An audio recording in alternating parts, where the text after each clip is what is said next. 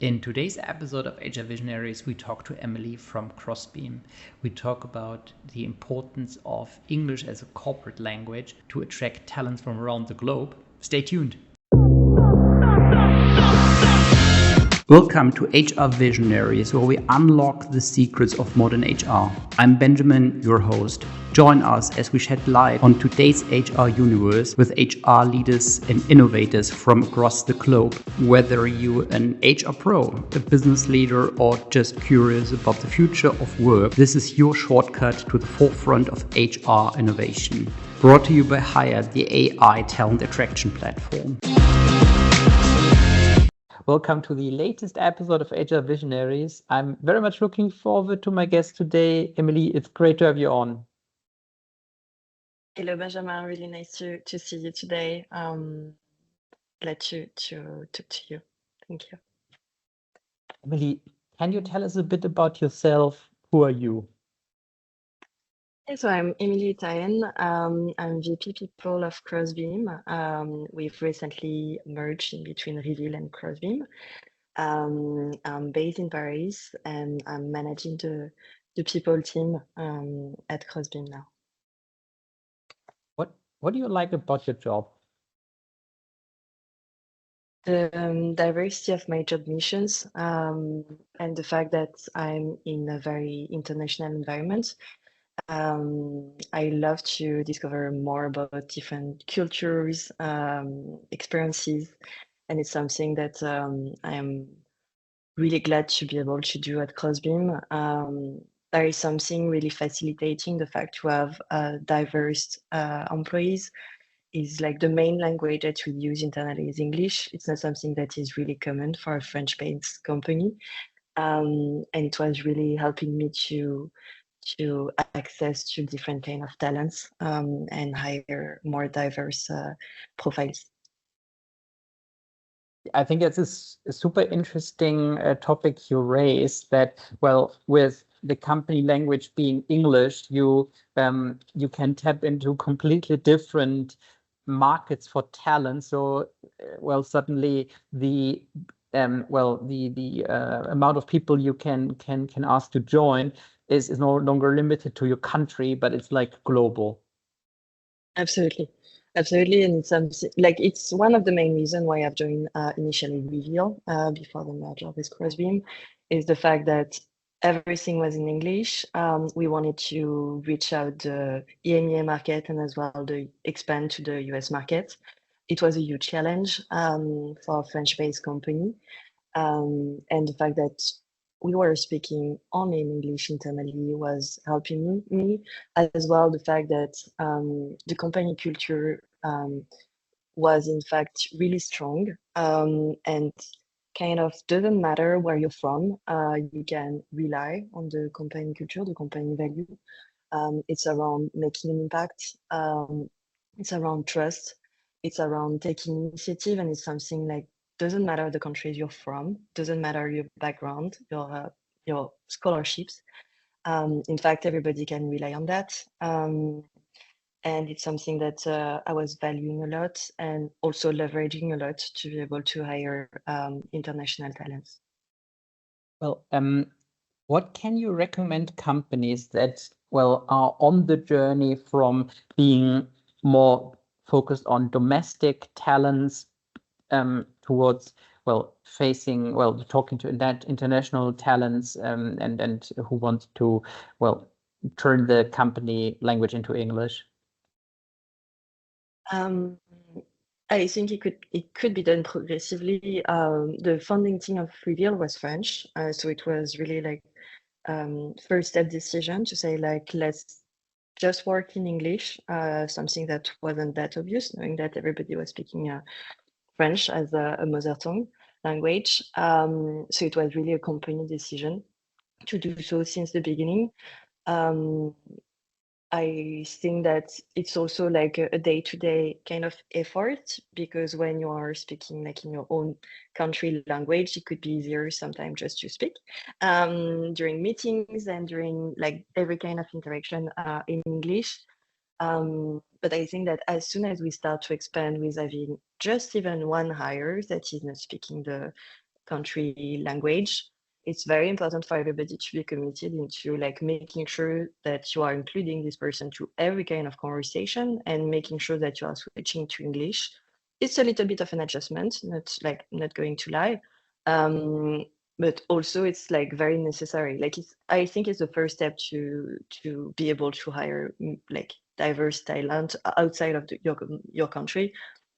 Transitioning to speaking English in your presentation, in any kind of content, but as well like in the day-to-day basis, in order to be able to expand. You need to be intentional about hiring internationally, even in your own country, in the country that you're based.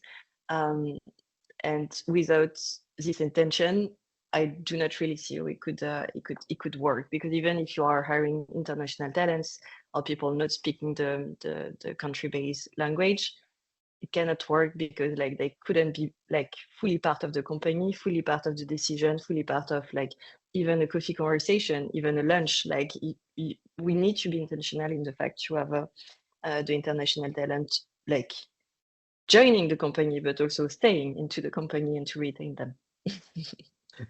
How do you eliminate fear? So for many people, language and the way how we communicate is of course very essential to your job, to your personality. And some people may not be very comfortable switching to English. I think that's something we experience in particular in the large European countries such as France or Germany, where you have a very large domestic market, and therefore some people don't feel the need to switch. However, they don't, they see perhaps it's very beneficial. However, they're a bit fearful.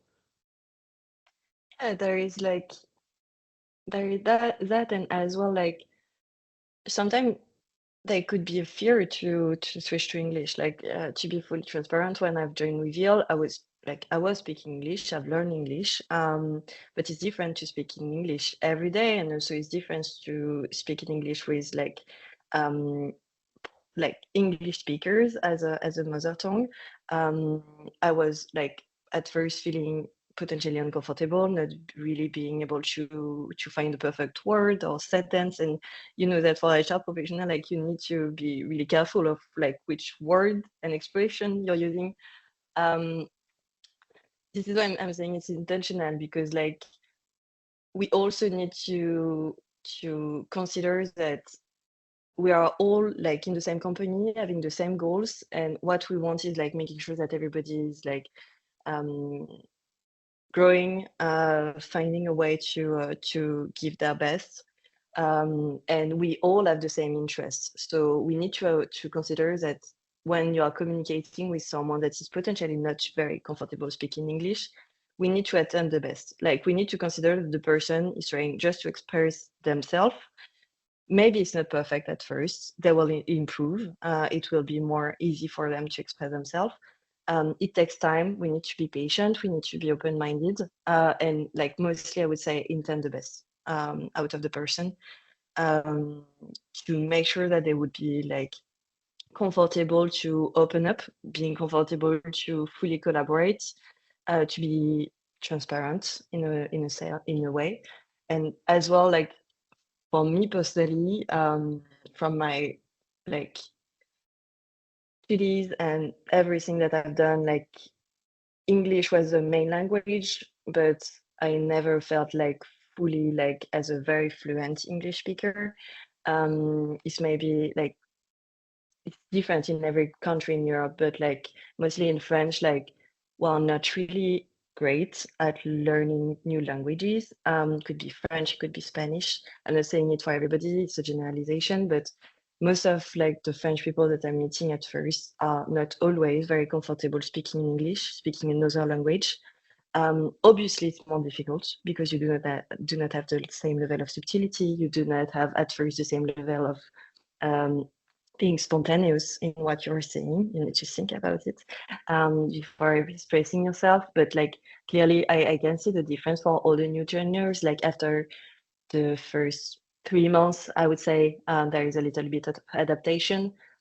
but in fact, when you are in the environment, and it's also our job as HR to make sure that there is this environment, this secure place for everybody to be able to express themselves, like they are thriving. Like really, it's really great to see.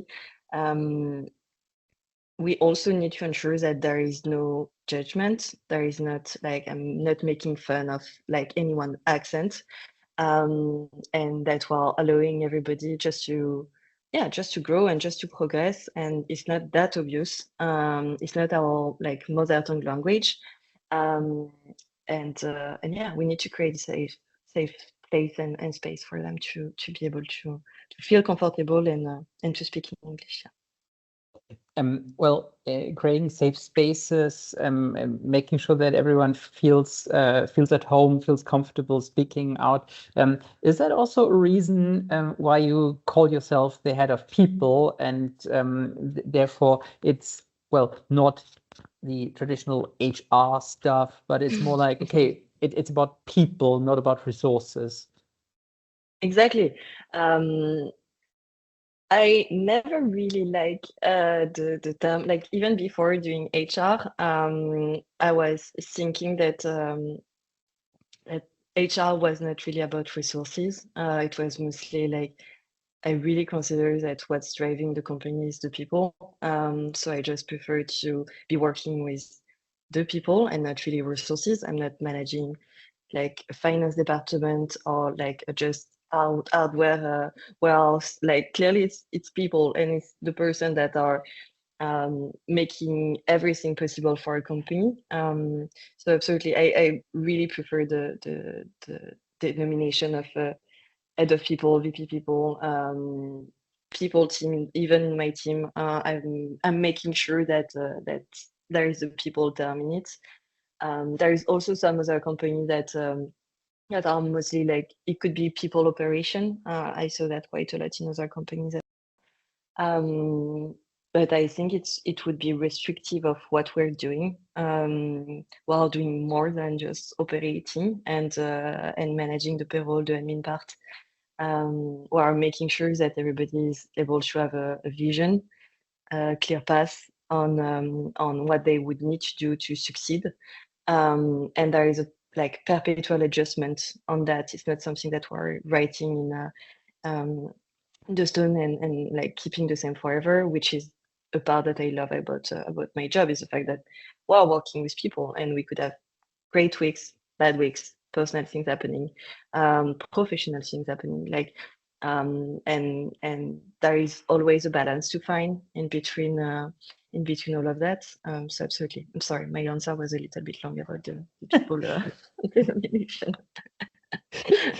Well, I totally understand that you're very passionate about this, and well, I absolutely share your passion. I think it's very important to see people as individuals, and not just as a source for well, as a productive source to create something. Yeah. Indeed. Well, the name workforce is awful, right? So it's just, it's just not amazing. Well, I'm wondering how in this journey, well, being very outward looking, being very international, being very mindful of people's personalities. How do you think this will develop going forward? Since well, you have already made some very big steps. What do you envision for the next few years?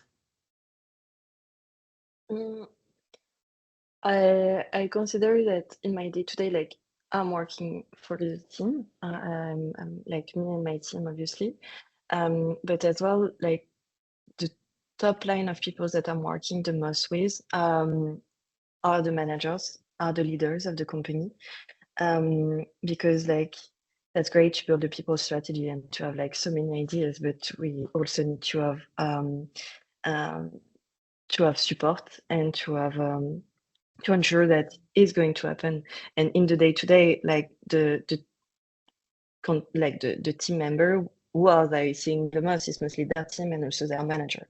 So I consider that our first allies would need to be the company leaders and the company managers to embody the company values, but also like to embody the international aspect of the strategy that we want to put in place, to embody as well the what I was saying, like creating this safe space. It's not only like about a people strategy, like the people strategy happens because it's like properly happening on a day-to-day basis. And we need to enable the manager. We need to give them the capacity to be part of those decisions, to be part of this processes.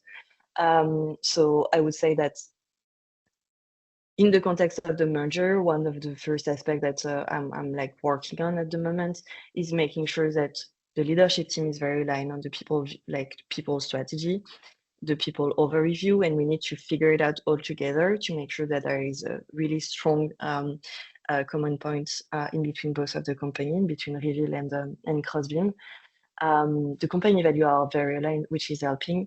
And like in the next few years, I really think that's something that we should continue to focus on is ensuring diversity in the workplace. And once again, I think that we need to be intentional about it. And the manager needs to like also be embodying the company value and the people strategy in their day-to-day basis.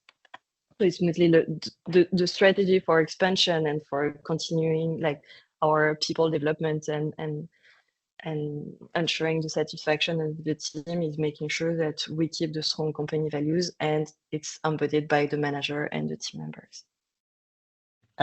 Well, that's of course a very, very important task. However, it's perhaps also very difficult to align all managers and to agree on a very comprehensive people strategy. It is. It takes time. We need to be patient. Like I also like I'm really confident in the fact that it's working. It has worked at Reveal. But we need as well to like we are people, so we need to appropriate ourselves like the concept, the idea, the strategy, and to do so it takes time. I also consider that the people team needs to be like at the service of the business of the company. So I need to play flexible as well in the strategy, which means even if I'm going to have like some timelines in mind, I need to make sure that it's aligned with the business because there is moment that there is rush and it's not the moment to have like a training about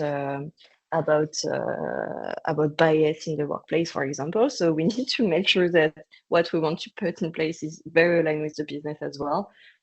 We need to be flexible and we need to give the time to the managers and also to the team member to find their way to appropriate themselves the people strategy. And there is also a part in like with which I'm very happy with is like I also need to make my way in the sense that I need to prove that with the solution that I'm like offering to the team, it's working. There is result, and to have results, we know that like in the people workspace, in the HR workspace, is taking time. We cannot have instant results just like that and having everybody happy about their salary, their title, their job mission, their career path. Like it's taking time. And there is not one perfect solution. This is what I'm saying as well. The flexibility is key and the adaptation is key for any people team. Well, I think it's very interesting what you just said. So that well, HR or the people function becomes very result oriented. I'm not saying it's currently not result oriented, but will become even more like a bit of a business function rather than a business support function. Absolutely. I consider that any kind of support function, which is part of the people team for most of the organization, have a really key role to play for the company business. I like also the denomination of people business partner. It's something that I'm really aligned with, because it's like going back to what we were saying initially. The people are the key of any company success.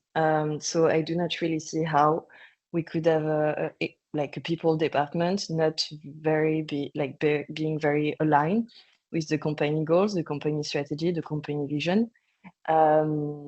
Even if we can challenge it and criticize it, or like making sure that it's also aligned with the people that are part of the company, are really like in the in between, in ensuring the people satisfaction and journey, but also making sure that the company is thriving and moving in the, I will not say right direction, but the decision that in the direction that we choose to have. Yeah, absolutely. I cannot see how to how not to be a business partner in the people function. It's also something that's quite new in most of the organization. Quite new. I mean, it's been 10 years, but it's not like existing for that long from what I'm seeing in previous organizations. And I think it's really for the best. The people function is really like switching since a few years.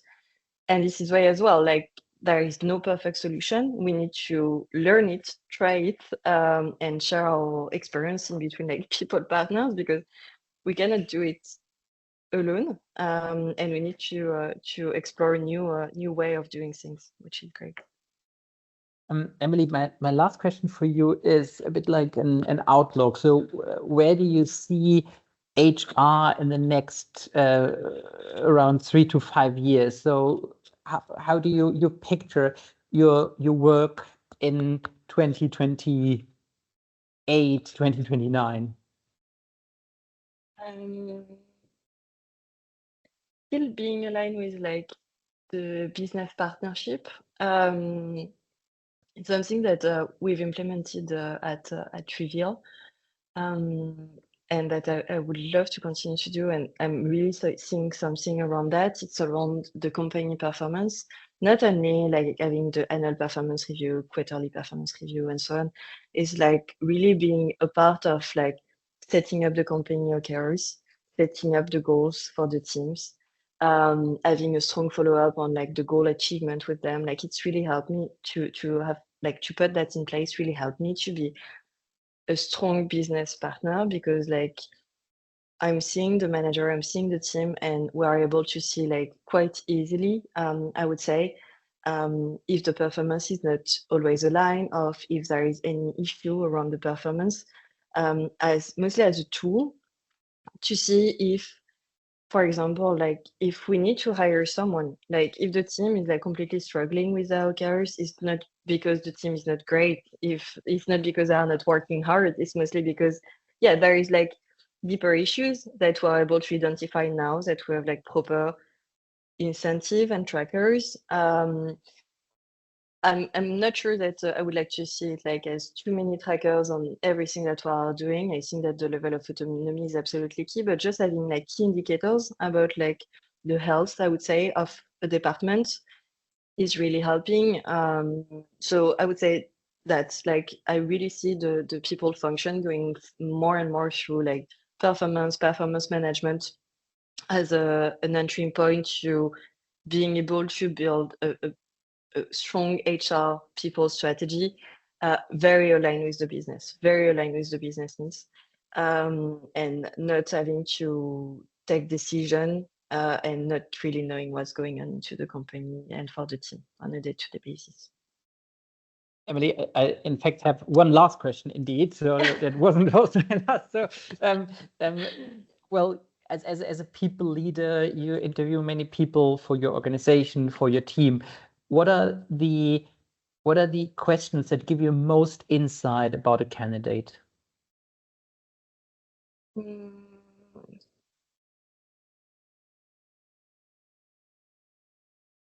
Really depend. Really depend on the profile, but I like to ask question around. There is one that is a little bit outside of the script. What would the person have done if like we didn't have the obligation kind of to work? Like, what do you want to do outside of like, if you, the money is not an issue, like what would you like to do in your life? Like what's important for you? And it gives a lot of insight about the person, like what's really is important for them, what do they value, is it aligned with like what we could potentially offer, even if it's a job that is not related to what the person is saying. I like to open up, with like outside of the very scripted version of the position question, and this one is like really insightful for me most of the time because it's not usual and it's not something that we anticipate answering. But yeah. Okay, no, that's a very cool question. I think I only the other day read a study about an experiment in the US where people given money to pursue their own dreams, and I think it appeared that people then indeed enjoyed their time. Indeed. Exactly. Cool. Emilie, thank you so much for your time. It was great talking to you, and I think it's super interesting to learn about the journey, how to become a more international company, not only in terms of clients but also in terms of employees and what kind of opportunities that it brings. Thank you so much. It was really cool talking to you. Thank you so much, Benjamin. Have a nice day. Thank you. And thanks to you guys for listening in, and see you next time.